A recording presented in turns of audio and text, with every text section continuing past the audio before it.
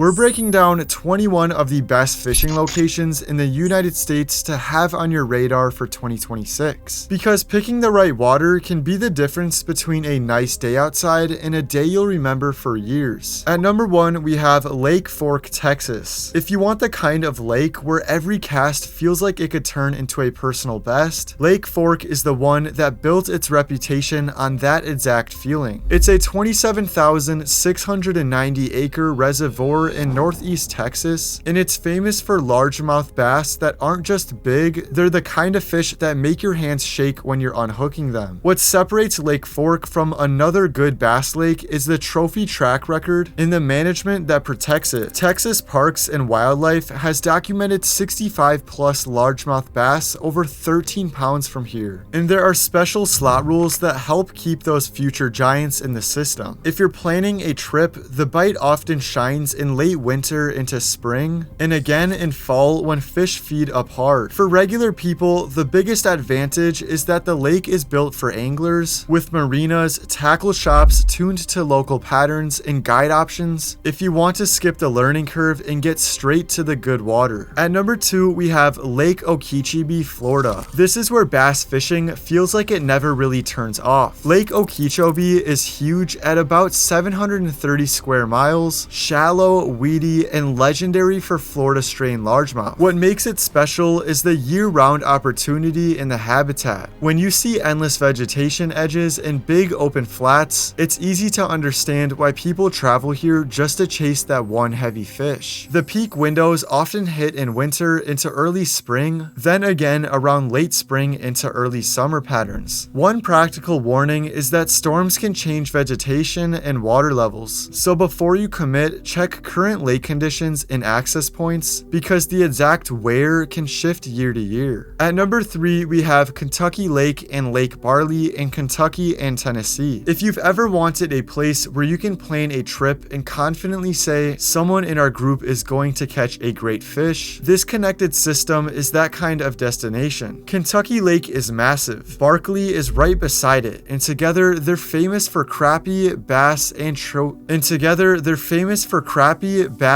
trophy fish. Spring is the headline season here because crappie runs can be unreal, but the best part is that it's not a one-season story. You can chase different species depending on your style, and there's real infrastructure, parks, marinas, and guide culture that's built around putting people on fish. At number 4, we have Lake Champlain, which is in Vermont in New York. This is the kind of water where you can bring two completely different anglers and both leave happy. Lake Champlain is huge, deep in spots, and packed with variety from smallmouth and largemouth to lake trout and landlocked Atlantic salmon. It's also a 4-season fishery, which is underrated. Some places are good only when the weather is perfect. Champlain stays relevant across the year, and the towns around it make it easy to turn a fishing trip into a real weekend with food, lodging, and everything you forgot to pack. At number 5, we have Lake Guntersville, Alabama. If you're chasing the classic image of a grass-filled lake where bass live shallow and angry, Guntersville delivers. It's a Tennessee River impoundment that's been a top bass name for years, and it keeps showing up because the fishery stays strong. What you'll feel here is pattern fishing at its best. The lake's grass creates predictable zones for pre-spawn and spawn, then edges and ledges later, and gives you that satisfying sense that you're solving something instead of just hoping. At number 6, we have Lake St. Clair, Michigan. This is where smallmouth bass become the main character. Lake St. Clair is famous enough to get called the smallmouth capital of the world, and when the bite is on, it can feel like your best day ever is about to happen again and again and again. It's shallow, clear, and technical, so it rewards anglers who like finesse and clean presentations. Summer can be especially strong for smallmouth on structure, and you'll see why guide culture here is huge, because dialing in areas and conditions can turn a good day into a ridiculous one. At number 7, we have Lake Toho-Pecaliga, Florida. If you want Florida trophy bass vibes without feeling like you're in the middle of nowhere, Lake Toho is the move. It's in Kissimmee, part of a chain of lakes, and it's known for big Florida strain bass and winter fishing that people from colder states dream about. The convenience distance matters. You can fly in, get to the water fast, and still fish a place where 10-pounders are a real possibility, not a fantasy. At number 8, we have Lake Erie, Great Lakes region. If you've ever wanted a numbers lake that can also produce trophies, Lake Erie is one of the most famous versions of that story. It's widely known for walleye and yellow perch, and it spans multiple states with a massive charter culture. A standout fact people love repeating is that the walleye population has been estimated at 50+ million fish, and whether you're a hardcore angler or someone who just wants a great shot at catching something, that explains the hype. The key is picking the right basin and timing. Spring can be prime for walleye runs, summer shifts toward perch and bass, and fall can turn into that one more drift obsession because it feels like the next fish could be the biggest. At number 9, we have Lake Mead, which is in Nevada and Arizona. Lake Mead is one of the coolest fishing contradictions in the country. You're in a desert scenery near Las Vegas, and you can still chase striped bass that can get genuinely huge. But this is also the spot where you have to be the most honest with planning, because winter levels have been heavily impacted by drought, and access can change with ramp closures or relocated marinas. If you do your homework before you go, it can be an incredible trip. If you don't, it can turn into a frustrating "we drove all this way for that" moment. At number 10, we have Columbia River, which is in Washington and Oregon. If you want a river that feels like it has its own mythology, the Columbia is it. Salmon and steelhead runs have made it famous, and it's also home to white sturgeon that can be absolutely prehistoric in size. The biggest thing to understand here is that rules can be complex because different stretches and species have different regulations, especially for salmon and steelhead. So the best move is to decide what you want to target first, then plan around the section and season that matches it. At number 11, we have Lake of the Ozarks, Missouri. This one is perfect if you want fishing plus a full vacation vibe. The lake is enormous, close enough to major cities to make it practical, and it supports bass, crappie, and trophy blue catfish potential that gets people addicted. The underrated advantage is comfort. You've got resorts, marinas, and infrastructure everywhere, so you can fish hard and still feel like you're on a trip, not a survival mission. At number 12, we have Boundary Waters Canoe Area Wilderness, Minnesota. If the goal is to feel like you escaped real life, this is the fishing trip that does it. The Boundary Waters is about wilderness, paddle access, and the kind of quiet that makes every bite feel louder. It's walleye, pike, smallmouth, and lake trout country across a massive network of waters. The catch is that it's not easy. You may be portaging,